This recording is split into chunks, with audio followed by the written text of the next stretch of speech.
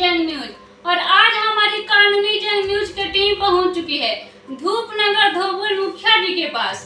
तो आइए इनसे हम जानते हैं कि आखिर क्या उद्देश्य लेकर मुखिया प्रत्याशी का चुनाव लड़े और अपना विजय प्राप्त किए हैं, वो भी तीसरा बार। और इनकी पंचायत में मुख्य समस्याएं कौन-कौन सी है, विकास का कार्य विशेष रूप से कौन-कौन सा हो चुका है, इसी पे चर्चा परिचर्चा करने वाले हैं। देखते रहिए कानूनी जंग न्यूज। सबसे पहले चैनल का स्वागत है सर, अपना परिचय दीजिए। बहुत बहुत धन्यवाद। आपके चैनल के माध्यम से मैं अपने पूरे पंचायत की जनता को हृदय से नमस्कार करता हूँ, वंदन करता हूँ, स्वागत करता हूँ। सर, पॉलिटिक्स में आप कब से एक्टिव हुए हैं? हम 2011 से पॉलिटिक्स में आए हैं और मेरा मुख्य उद्देश्य था कि जो सुदूर देहात जिसको बोला जाता है, गांव, क्योंकि सबसे आप निचले पायदान पर जब जाइएगा तो गांव की समस्या होती है। हर आदमी विधायक एमपी के पास वो नहीं जा सकता है, वो देखता है कि मेरा मुखिया कौन है और मेरा सुनने वाला कौन है। उनकी जो समस्या होती है वो सबसे ज़्यादा मुखिया जी लोग को ही सुनना पड़ता है। तो हमने ये भी फैसला किया कि चलिए हम अपने पंचायत की जनता का सेवा करेंगे और विकास का काम भी करेंगे। सर, किस प्रकार अपने पंचायत की जनताओं को सेवा कर रहे हैं कि आपको बार बार चांस मिल रहा है चुनाव जीतने का, ताकि कितने लोग करोड़ों रुपया खर्च करके एक बार भी इनको चांस नहीं मिल रहा है, ऐसा किस प्रकार सेवा कर रहे हैं? देखिए, आदमी के अंदर एक भावना होती है, हमको किस प्रकार सेवा करना है। रुपया तो अडानी अंबानी के पास भी है, वो मोदी नहीं न बन सकता है। जनता के दिल में आप जब बसिएगा तभी आप जनता का वोट ले सकते हैं। मैं हमेशा ही जनता के प्रति आभार व्यक्त करता हूं और उनके हर दुख, पहले तो उनकी जो समस्या होती है उसमें आप शरीक होइए। जैसे कि मुझे पता अगर चल जाए कि किसी के यहाँ तबीयत खराब है, कथा पूजा है या कोई बीमार है, मेरा ड्राइवर रहे ना रहे, मैं खुद पीएमसीएच लेकर गया हूँ 4 बजे भोर में। आप जाकर के धूपनगर में पता कर लीजिए, पासवान टोली में जाइएगा, आप तो निकल चुके हैं जांच करने के लिए।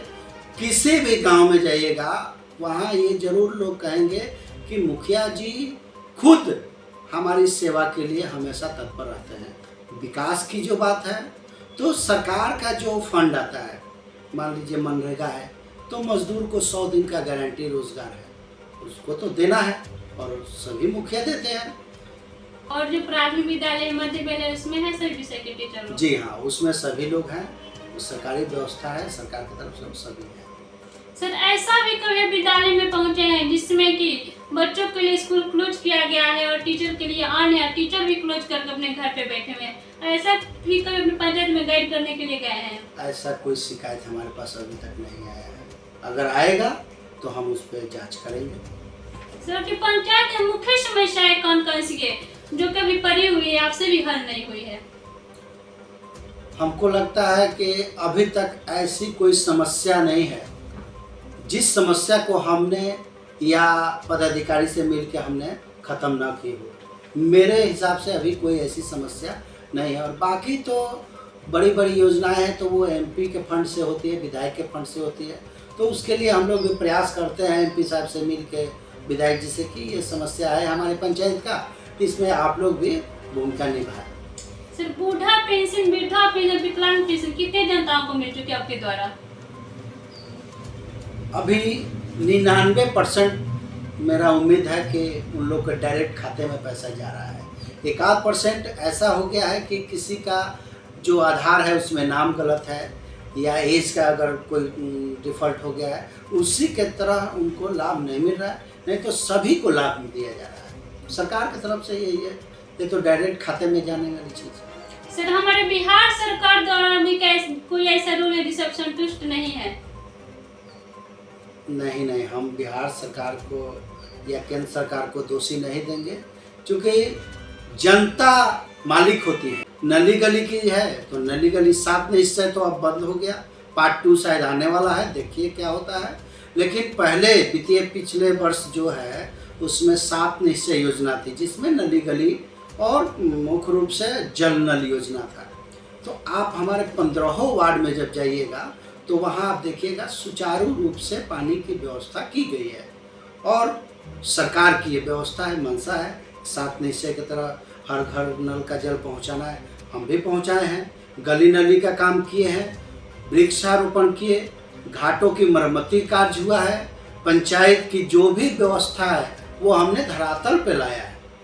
देखिए, मुखिया जी का कहना है कि हम समाज सेवा में लगे हुए हैं, इसीलिए बार बार मेरे चुनाव से हम जीत प्राप्त कर रहे हैं, ताकि पैसा खर्च करके नहीं।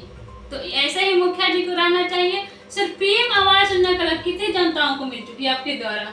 देखिए, अभी 158 आदमी का इस वित्तीय वर्ष में पास हुआ है और हमको लग रहा है कि अभी तक 35 से 40 आदमी को जो लाभुक हैं उनको उनके खाता में डायरेक्ट पैसा चला गया है और वो लोग काम कर भी लिए।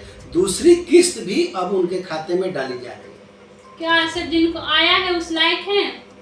बिल्कुल, इसमें तो देखिए मुखिया के ऊपर भी सरकार ने बहाली की है और वो खुद जाकर जांच करते हैं उनकी क्या व्यवस्था है। अगर वो इस क्राइटेरिया में नहीं है तो उनको हटा दिया जाता है, लेकिन इतना ना उसमें व्यवस्था की गई है सरकार की तरफ से कि उन्हीं को लाभ मिलता है जो लाभुक देने लायक है। अदर पंचायत में तो जनताओं की कहना है कि जिसको इस योजना का लाभ मिलना चाहिए उसको नहीं दिया जा रहा है, जिसको नहीं मिलना चाहिए, जिसका 4 मंजिला बिल्डिंग है उसको दिया जा रहा है। क्या सत्य है? देखिए, हम बता रहे हैं आपको, ये सब विरोधी जो भाषा लेकर आते हैं वो कुछ या 1-8% मान भी सकते हैं हम, लेकिन 90 से 99% 100 तो नहीं हो सकता है कि हमारे पास भी 1-8% ऐसा हो, लेकिन हम 100 में 100% कहते हैं कि मेरे पंचायत में आप जा करके देखिए, जो लाभुक को मिलना चाहिए उसी को मिलता है। क्या सर उसमें से 20-20 हजार रुपए लिया भी गया है आप लोग के द्वारा, वार्ड और मुखिया जी लोग के द्वारा? आप ऐसा एक व्यक्ति को बुला करके और मेरे पास पूछवाइए, एक व्यक्ति आपको नहीं कहेगा। क्योंकि मैं खुद नहीं इस पे एक्टिव हूँ, मैं उनको बताता हूँ कि आप लोग को सरकार पेमेंट कर रही है तो आप लोग उसी पे ध्यान रखिए और आप नौकरी अपनी बचाइए। इस नीतीश सरकार वो काम करा सकती है अपने जनप्रतिनिधियों से, तो मुझे नहीं लगता है कि कोई ऐसी समस्या है। सर, हमारे भारत सरकार का आदेश है कि 15 अगस्त को सभी घरों में झंडा फहरना चाहिए, इस पर क्या कहना चाहेंगे? जी बिल्कुल सही बात है।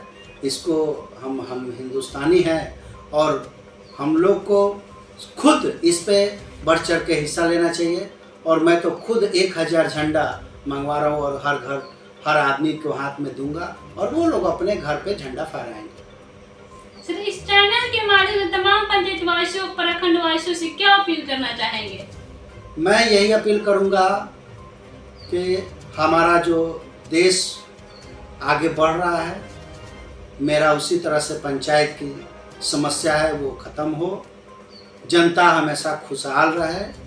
मैं यही माननीय नरेंद्र मोदी जी से भी आग्रह करूंगा, माननीय मुख्यमंत्री नीतीश कुमार जी से भी आग्रह करूंगा और मैं आपसे भी आग्रह करूंगा कि अगर कोई काम अधूरा हो आपके माध्यम से अगर दिखे तो मुझे अवगत कराएं, मैं उसको कमी को पूरा करने का प्रयास करूंगा। बहुत बहुत धन्यवाद। देखते रहिए कानूनी जंग न्यूज़। जय हिंद, जय भारत।